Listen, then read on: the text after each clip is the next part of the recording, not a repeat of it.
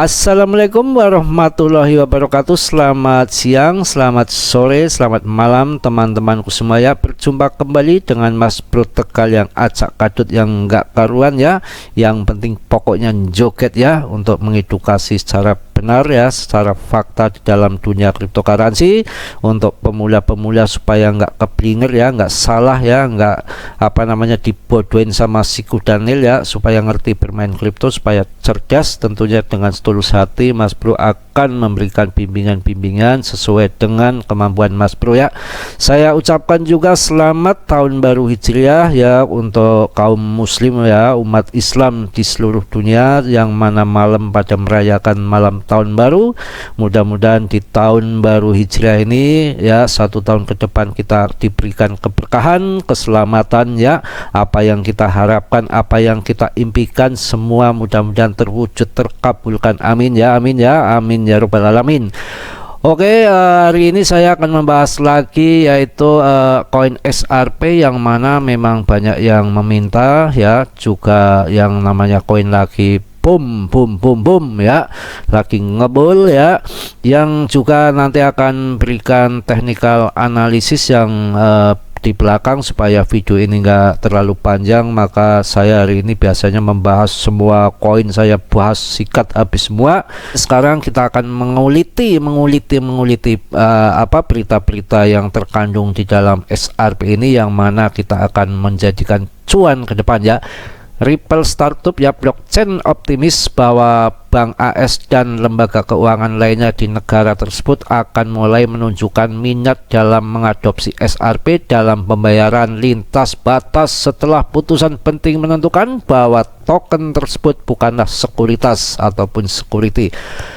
Mantap ya bro, mantap. Yang mana koin ini itu sebetulnya waktu dikatakan sekuritas pun ya, ditendang dari Coinbase maupun Robinhood, pokoknya semua yang ada di US ini masih laku ya, masih terpakai ya, teknologinya diadopsi, sudah mulai masuk beberapa perbankan di dunia. Nanti kalau semua masuk semua, wow, ini momen yang sangat penting, momen yang sangat langka ya. Ini nantinya akan mengulang sejarah di dalam kripto untuk menjadikan Anda jutawan, tapi dengan waktu. Bukannya sekarang beli besok ditanyakan naik berapa Mas Bro, itu salah ya. Kenapa Anda beli meme coin? Kenapa Anda beli Bob Doge? Kenapa Anda beli Sinja? Karena nggak riset, untung-untungan, percaya aja omongan sana sini, jutawan, dan pinginnya uang kecil, uang 100.000 pingin menjadi 1 triliun. Itu omong kosong ya. Ini momen yang penting. Ketika kenapa beli Matic waktu itu harga masih 500 rupiah ya, tiba-tiba menjadi sampai 43.000. Kenapa Matic? Kenapa beli Matic ya? Karena apa? Kebetulan? Tidak. Karena judi gambling? Tidak ya. Karena layer 2-nya daripada ETH, yang mana NFT-nya rame, namanya juga koin bagus, banyak investasi di situ, terpakai. Itu yang namanya bukan gambling, ataupun bukan mimpi, ataupun bukan judi, betul-betul invest. Tapi invest itu harus dilihat apa yang diinvestkan, koinnya apa, projectnya apa, developernya siapa, dia sudah pengalaman nggak di blockchain, dia pinter nggak di blockchain, seperti itu. Nah, ini layer 2-nya daripada ETH ya, jelas ya, well masuk ya, jelas ini barang bagus, banyak investasi di situ.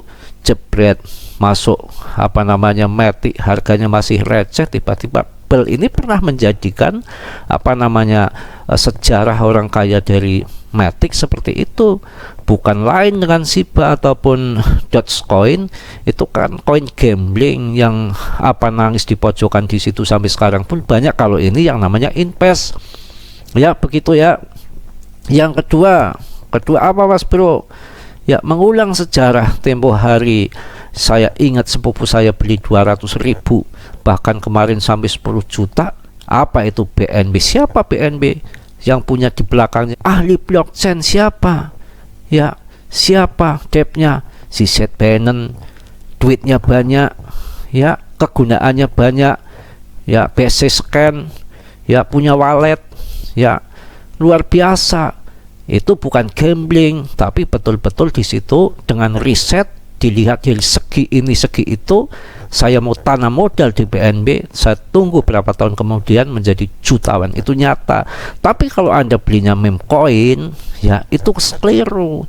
Yang jelas Anda nggak tahu koin, Anda nggak tahu riset, Anda hanya mendengarkan bahwa RP1 bawa band, Anda hanya menghayal aja, Anda mengikut belum tahu apa-apa, tapi mudah-mudahan nanti jadi sekian, uang 100.000 jadi 1 triliun. Itu nggak benar, omong kosong. Tapi kalau yang namanya kita melihat dari segi project, segi developernya siapa, ya projectnya apa, yang di balik semua project ini di belakang layar itu siapa sosoknya, ahli blockchain enggak, bermodal kuat enggak. Kalau sudah diriset seperti itu, baru kita investasi yang benar, maka dengan momen yang pas harga akan tinggi. Tapi kalau uang 100.000 pengen jadi 1 triliun, Anda masuknya meme coin, saya yakin kenapa Anda beli meme coin, kenapa Anda beli Sinja, kenapa Anda beli Pris. Paling-paling Anda pin uang kecil 100.000 pengen jadi 1 triliun ataupun 1 miliar,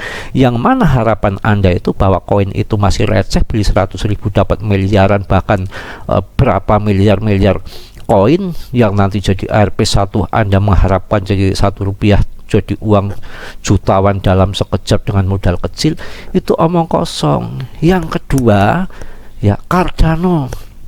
Kenapa Cardano kok lelet ini itu? Yang namanya Charles Hoskinson itu orangnya teliti, orang cerdas, orang pintar, orang kaya, hati-hati sekali dalam membangun blockchainnya. Bahkan pernah sayembara siapa yang bisa menjebol daripada Cardano akan dibayar mahal untuk uji coba di blockchainnya. Kenapa blockchainnya yang diperkuat? Ini kan yang dibicarakan blockchain. Dunia ini kan lagi dunia blockchain. Kripto itu kan dunia blockchain. Pemenangnya siapa? Yang blockchainnya bagus nanti akan luar biasa dipakai, diadopsi, ya semua yang akan berdiri layer-layer duanya seperti ETH. Bisa jadi ini nanti Cardano momen penting akan berdiri layer-layer duanya di situ yang akan mengakibatkan kita menjadi jutawan. Itu nggak omong kosong dengan jangka waktu yang panjang.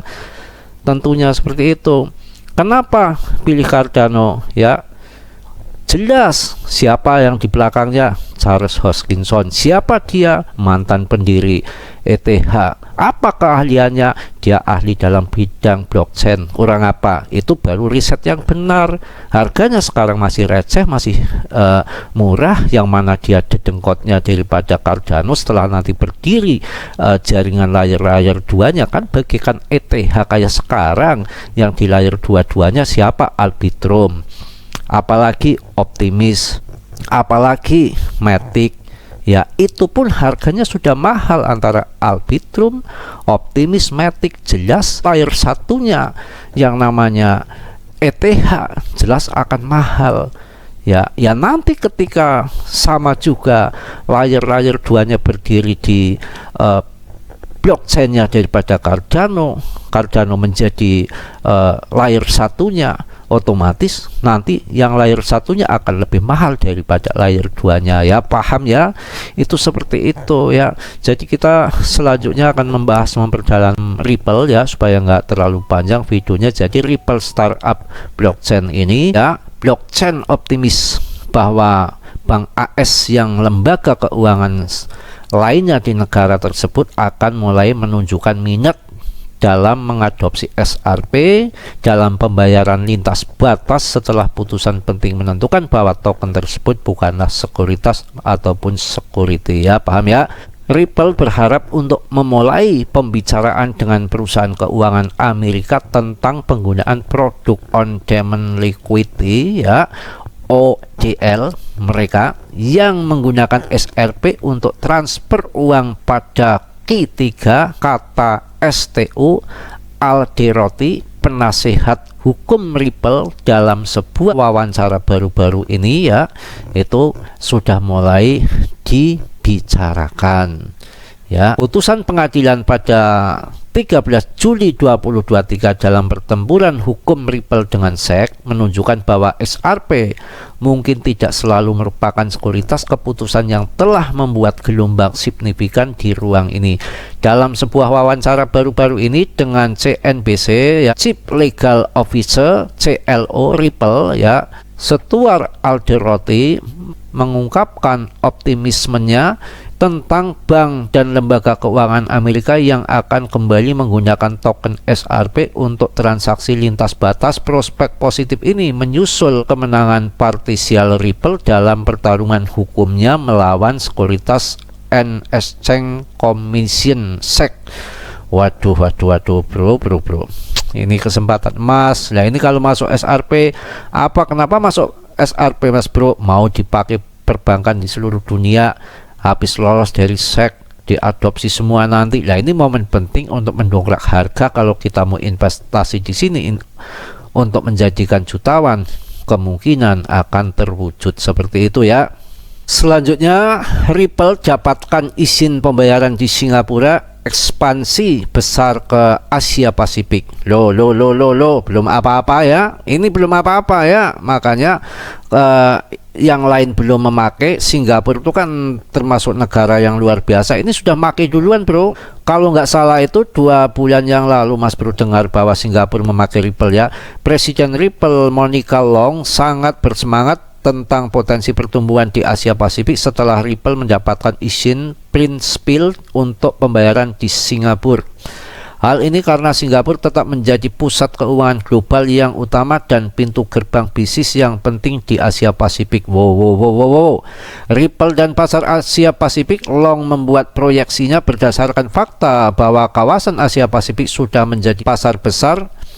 Long membuat proyeksinya berdasarkan fakta bahwa kawasan Asia Pasifik sudah menjadi pasar besar bagi Ripple dengan volume 0 DL yang mengalir melalui Singapura tumbuh lebih dari 5 kali dari tahun ke tahun dalam setahun terakhir. Ya, aduh. Dalam tweet yang sama, Long menyatakan bahwa izin kunci semacam itu mungkin diperlukan seiring dengan pertumbuhan Ripple Net menjadi plafon dengan layanan yang diatur oleh kripto seperti penyelesaian instan dan likuiditas. Waduh bro, Anda masuk XRP bro, punya uang nggak bro? Kalau nggak punya sama dengan mas bro ya. Dalam kejadian langka yang merupakan berita baik bagi pasar kripto global, Ripple mengatakan bahwa otoritas moneter Singapura, bank sentral negara tersebut, telah memberikannya persetujuan prinsipil untuk lisensi institusi pembayaran utama. Waduh. Lisensi ini memungkinkan Ripple meningkatkan utilitas XRP dan menawarkan produk dan layanan token pembayaran digital yang diatur. Pokoknya mantep ya, nggak usah panjang lebar, mantep ya. Kita perlu apa yang namanya untuk teknikalnya ya, nanti sedikit lagi aja ya. Jadi lisensi ini akan memungkinkan Ripple untuk memperluas transfer lintas batas XRP di antara pelanggannya yang merupakan bank dan lembaga keuangan, serta menyediakan produk dan layanan token pembayaran digital yang diatur. Ini sangat penting karena hingga saat ini kurang dari 20 persetujuan prinsipil dan lisensi yang telah diberikan kepada perusahaan kripto oleh MAS. Waduh, mantap. Yang ini yang namanya kita perlu investasikan. Ini ada dasarnya ya, ada kejelasannya. Jadi investasi itu nggak sembarangan asal masuk, lihat dulu akan ada apa ke depan itu seperti itu. Kalau Anda belinya Shinja ataupun Bob Doge itu ngawur, berarti Anda nggak ngerti kripto, berarti Anda gambling, judi, bukan invest. Kalau invest itu seperti ini. Cardano, kenapa Cardano disebut lagi sekarang menjadi blockchain terkuat? Dengar itu mas bro, terkuat itu sekarang Cardano, blockchainnya nggak bisa dijebol ya. Masuk Cardano itu ada alasan yang jelas. Masuk ke Pris karena ingin kaya mendadak dengan modal receh menjadi jutawan, malah itu omong kosong. Masuk XRP kenapa? Karena mau dipakai betul-betul seluruh bank dunia. Ini belum dipakai semua bank pun harganya sudah tinggi ya. Prediksi harga Ripple XRP 2023, harga Ripple berpotensi meroket 181%. Waduh. Waduh, bagaimana ini ya, kepribadian SRP merupakan salah satu koin populer di industri kripto yang masuk ke dalam daftar 10 aset kripto dengan kapitalisasi pasar terbesar di dunia. Dilansir dari halaman Coinpedia, Ripple saat ini menjadi salah satu perusahaan blockchain teratas di dunia yang telah banyak membantu berbagai bisnis untuk berekspansi ke market kripto sekaligus membantu mengakses solusi likuiditas alternatif. Waduh, kira-kira bagaimana prediksi harga Ripple di tahun 2023 nanti? Mantap, pokoknya naiklah, terbang tinggi lah ya, pokoknya itulah ya, cukup ya, kita mau teknikalnya nanti supaya ya ada teknikalnya yang diminta jadi kemarin seperti itu ya. Oke, Mas Bro akan lanjut ke TA-nya ya. Jadi di sini Mas Bro akan ngomong apa adanya tentang SRP itu ya dengan teknikal ya. Kalau teknikal ini kan sebetulnya cuma 20% aja kebenarannya ya. Jadi yang 80% itu masih cenderung condong ke fundamental ya. Tapi ya tetap saya akan sampaikan sesuai dengan kemampuan Mas Bro dan analisa Mas Bro, jadi jangan dimakan mentah-mentah. Yang namanya technical analysis itu kadang-kadang mentah, nggak tentu ya, tergantung fundamental juga. Tapi ya paling tidak pas kondisi ada koin-koin yang nggak fundamentalnya yang nggak lagi mendukung, jadi bisa dijadikan obor ataupun barometer ya, tolak ukur seperti itu ya, cara kasarannya lah, cara gobloknya gitu aja ya, maaf ya. Jadi untuk SRP ini, kalau lihat di SR ini itu waktunya untuk TP yang kemarin saya bilang kalau mau keluar masuk itu di dalam kripto itu kan sebetulnya keluar masuknya itu yang nggak ngerti ya, bukan saham, bukan kripto, itu kebanyakan kegagalan itu yang bermain swing itu tidak tahu momen masuk dan tidak tahu momen jual. Jadi ketika momen masuknya itu kan ini kalau kelihatan ya, RSI di bawah ini kan waktunya momen masuk ya. Jadi di harga kemarin itu kalau mengikuti dari weekly-nya itu akurat, kalau RSI pun sebetulnya tanpa indikator yang lain waktu harga 4 ribuan ya. Waktu harga 4 ribuan kan harusnya masuk ya di 20 Juni itu ya, itu sudah lumayan. Kemarin kan harganya menyentuh 13.000 ya, artinya sudah 3 kali lipat lebih yang kalau mengikuti daripada RSI pun sebetulnya sudah mantap untuk long ya, untuk long invest, maksudnya untuk swing ya. Swing kan nggak harus sehari 2 hari, kadang-kadang berbulan-bulan.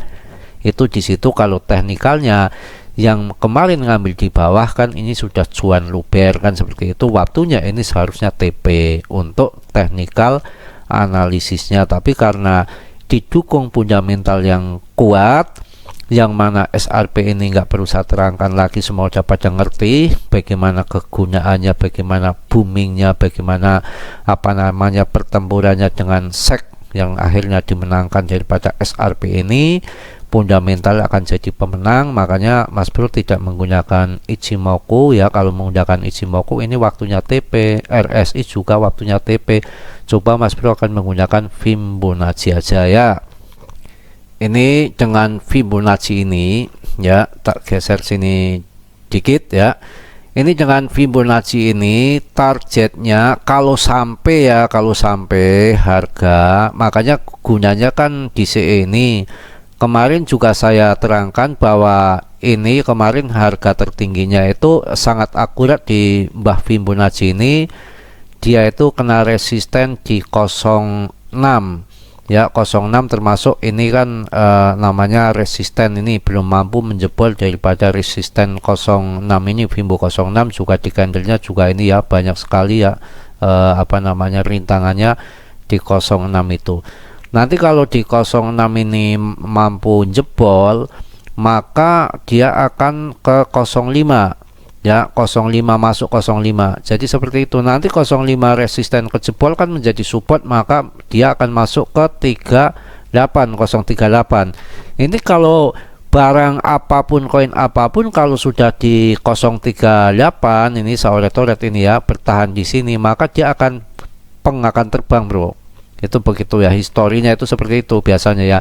Nah ini kalau mau masuk ini gunanya DCE itu seperti itu, kita masuk. Kalau untuk long term invest jangka panjang, saya rasa untuk masuk sekarang dengan DCE nggak masalah. Barangkali harga nanti nggak turun lagi, tiba-tiba peng naik ke atas, kita mau apa ya, itu aja. Yang namanya penurunan sampai berapa itu kan nggak tahu ya. Tapi kalau menurut daripada technical ini, kalau Fibonacci sekarang mentok di 06, berarti kan kita di 07 ya. Fibonacci 07 kan berarti kita nunggu barang di sini nih yang red ini. Tapi sampai sini enggak, itu ya. Itu yang jadi masalah, sampai sini enggak. Semua enggak ada yang tahu sampai sini atau enggak ya. Kalau sampai sini untuk masuknya lagi berarti di 07. Kak 07 enggak kuat jebol, ya pasti arahnya ke sini. Di mana ya? Berarti di 01 ya.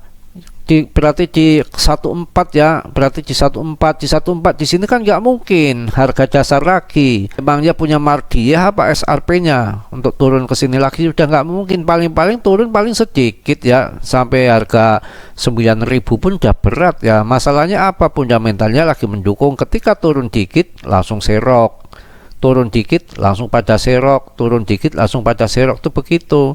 Makanya nggak yakin, mendingan untuk DCE seperti itu ya.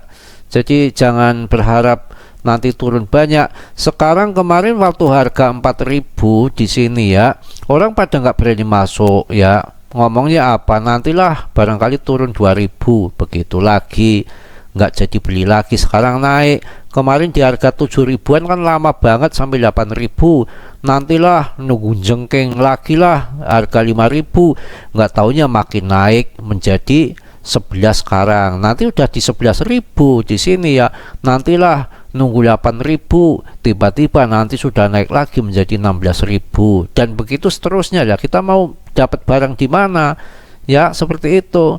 Nanti ketika sudah 16.000, kapan ya turun di harga 11.000? Sekarang di 11.000 nggak mau masuk, nanti setelah 16.000 nungguin di harga 13.000. Itu kan susahnya orang seperti itu ya. Yang namanya untuk long invest jangka panjang, saya rasa masuk sekarang mulai DCE. Target kita kapan? Target kita ya nanti pas buleran yang akan datang. Tapi kalau bermain scalping ya, itu ya melihat teknikal. Walaupun teknikal suka merupus ya, suka apa namanya nggak tepat, yang namanya untuk trading jam-jaman ataupun harian ya tetap menggunakan teknikal. Walaupun itu benjut ya, ya urusan nanti ya. Jangan menyerah sebelum berperangan seperti itu. Makanya saya sarankan kalau yang untuk long invest jangka panjang ya masuk sekarang, tapi DCE dikit-dikit. Kalau turun lagi nanti punya amunisi untuk ngambil di bawah. Ketika terbang ya juga sudah punya barang. Itu saya rasa pilihan yang tepat seperti itu ya. Udah cukup saya rasa ini video yang kedua, udah gamblang, udah jelas semua. Yang namanya SRP dibahas, teknikalnya juga seperti ini. Nggak mungkin akan longsor turun langsung cerot begitu ya, nggak mungkin. Naik ya juga pelan-pelan, nggak mungkin langsung naik begitu aja ngaceng ya, enggak ya, pelan-pelan. Paling ini kalau skenario mau diadopsi apa namanya teknologinya semua perbankan di dunia, yang pada awal tadi saya sudah jelaskan bahwa sudah mulai dalam tahap pembicaraan, itu kan nanti akan bagus, fundamentalnya akan mendukung, otomatis akan naik.